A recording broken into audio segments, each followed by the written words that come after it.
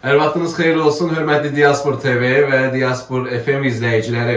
Ənənəmizə sadiq qalaraq bugün dünyanın müxtəlif ölkələrindən sizə tanınmış Azərbaycanlıları, ölkəmizi təmsil edən həmvətənlərimizi tanıtdırmağa çalışırıq. Və elə bugün də qonağımız Diaspor FM-də Estoniyada yaşayan o yaxşı bir idman müəllimidir. Estoniyada FC Qarabağ futbol klubunun idman direktorudur və əlbəttə ki, bir çox sahələr üzrə də mütəxəssisdir və adı da Elnur Vəliyevdir, qonağımızdır. Elnur bəy, xoş gəlmisiniz. Xoş gününüz olsun, hər vaxtınız xeyir. Elnur bəy, baxın, Estoniyada neçə ildir yaşayırsınız, hansı sahə üzrə təhsil almısınız, oradakı məşğuliyyətiniz nədir? Qısaca özümüzü tanıtdıraq. Estoniyada artıq 3 ildir yaşayıram. Mən özüm A kateqoriyalı məşqçiyəm, UEFA-nın lisenziyalı məşqçiyəm. Estoniyaya gəlməmişdən qabaq mən Ukraynada yaşayırdım. Bəzi akademiyalarda da çalışmışam. Şaxtyor Akademiyasında, Ruh Akademiyasında. Sadəcə 22-ci ildə bu müharibə başlayanda mən ölkəni tərk elədim və mənə təklif gəldi Estoniyadan. O təklifi mən qəbul elədim.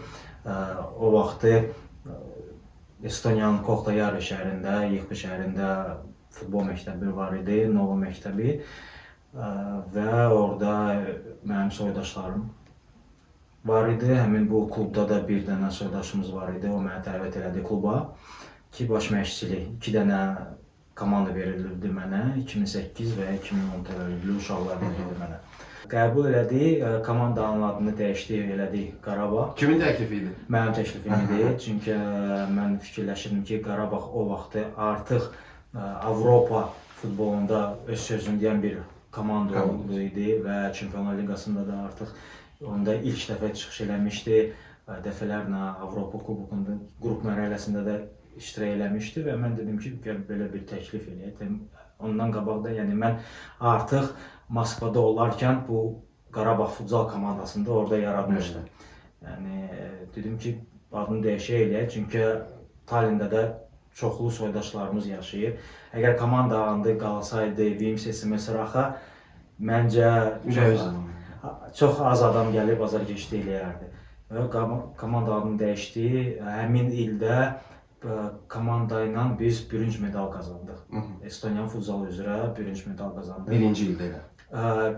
Biz elə bir ilin yarısında gəldik. Yarısında gəldik.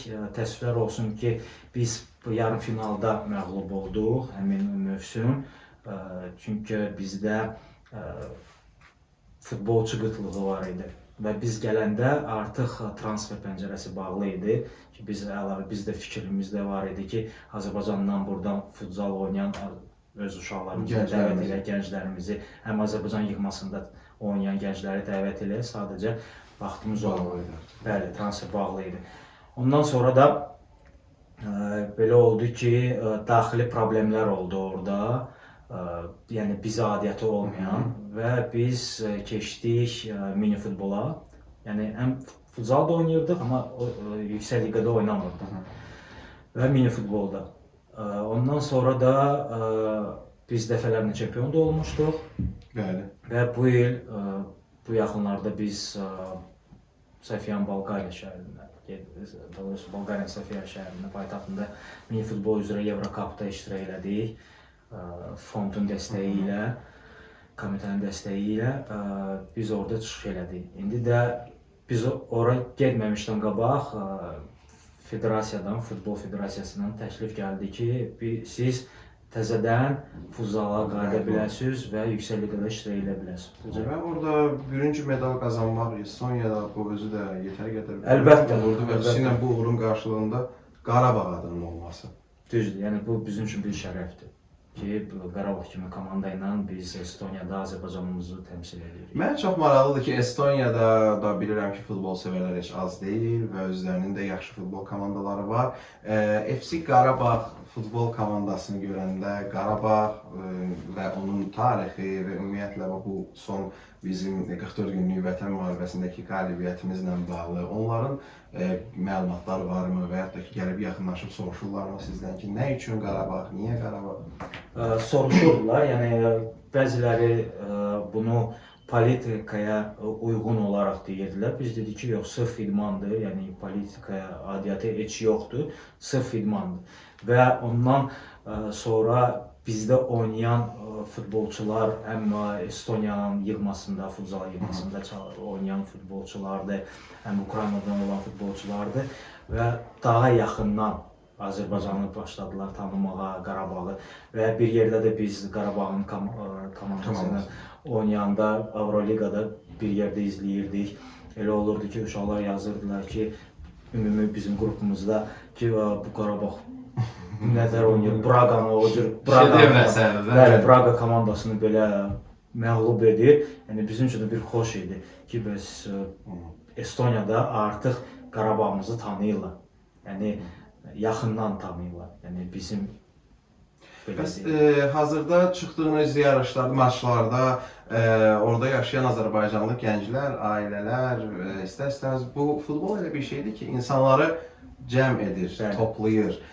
Bu barədə necə? Misal üçün başladığınız ildən bu yana oradakı Azərbaycanlılarla ünsiyyətiniz, əlaqəniz, hansı işlərin görülməsi? Bəli, yəni biz elə həmin o birinci ildə birinci medal qazananda, yəni bizim azərkeşlərimiz xeyli sayda gəlib biz azərkeşlik eləyirdik. Biz həm tələbələri, həm də yaşlı nəsli də bir araya toplaya bildik və bizim uğurlarımızla bərabər biz gedirdik. Yəni hardasa da onlar da bizə dəstək olurlar, həm şifahi belə, həm də maddi tərəfdən də. Kimin əlindən nə gəlirsə. Bəli. Bəs hədəf nədir? Hal-hazırda hədəf Estoniya çempionu olmaq və növbəti mövsüm Çempionlar Liqasında iştirak etmək. Bəlkə də gücümüz çatsa, bizim əsas Qarabağ komandası kimi də bəlkə biz də qrup mərhələsinə düşə bilərik. Barselonaya futsal üzrə Barselona komandası var, Sporting komandası belə bir qrantlarla oynamaq, Kayratla şərəf olar. Həm də Araz komandası da ilk mərhələlərində keçib, indi ikinci mərhələyə hazırlaşırlar. Düşünürəm ki, Qarabağ adı harda varsa, orada qələbə var. Və ona görə biz də çalışırıq. İnanın ki, əgər bu belə deyim, klubun adında da Qarabağ varsa, əminəm ki, böyük uğurlar sizinlə olacaq.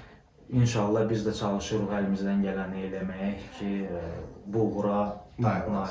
Hazırda klubda Azərbaycanlı futbolçular varmı, yoxsa? Var. Neçə nəfərdir? Hal-hazırda 2 nəfərdir. Biz Sofiyaya gedəndə 3 nəfər idi. Onlardan biri elə Azərbaycanın U21 yığma komandasının vaxtilə futbolçusu olub. Bu ildə mövsümdə Şamaxı klubunda Murad Vəliyev çıxış edirdi. O da Estoniyan Livadiya futbol məktəbini yetirməsi idi. Fərhad Miriyevdir, bir də qapıçı Nicat Əhmədovdur, yəni bunlardır. Amma Muradın futsala meyli yoxdur. Daha böyük mini futbol və böyük futbola meylidir. Yəni biz də çalışırıq ki, cəlb eləyək. İndi bu mövsüm futsalda 4 dənə əcnəbiyə icazə verilir və biz inşallah play-offa düşəndə istəyirik ki, Azərbaycandan da futsalçıları çağıraq ki, daha çox Azərbaycanda olsun. Biz sizə uğurlar arzuluyoruz. Dostlarımızın hər birinə, həm futbolçularınıza, həm o komanda üçün əziyyət çəkən hər kəsə, orada xaricdə yaşayan Azərbaycanlılarımıza təşəkkür edirik. Sizi vətəndə görmək xoşdur. Bəlkə qismət olar komandanızla bərabər görərik bir gün. İnşallah. Və yenə qolağımız varsın. Çox sağ olun. Bizim də fikrimiz var ki, komandanı burada gətizdirək, həm də bizim mədəniyyətlə, bizim tarixlə də yaxından tanış edək. Çox təşəkkür edirik. Dəyərli izləyicilərimiz, gördüyünüz kimi həm yerlərimiz dünyanın fərqli ölkələrində əllərindən gələn qədər Azərbaycanımızı, Qarabağımızı tanıtmağa çalışırlar. Və onlardan da biri bizim dostumuz Elnur Vəliyevdir. Estoniyada yaşayır və FC Qarabağ futbol klubunun idman direktorudur, özü həm də baş məşqçisidir. Ona görə də bizi izləməyə davam edin. Dünyanın fərqli ölkələrində hansı yerlərimiz nə ilə məşğul olur, biz onları sizə tanıtdırmağa çalışacağıq. Hələlik.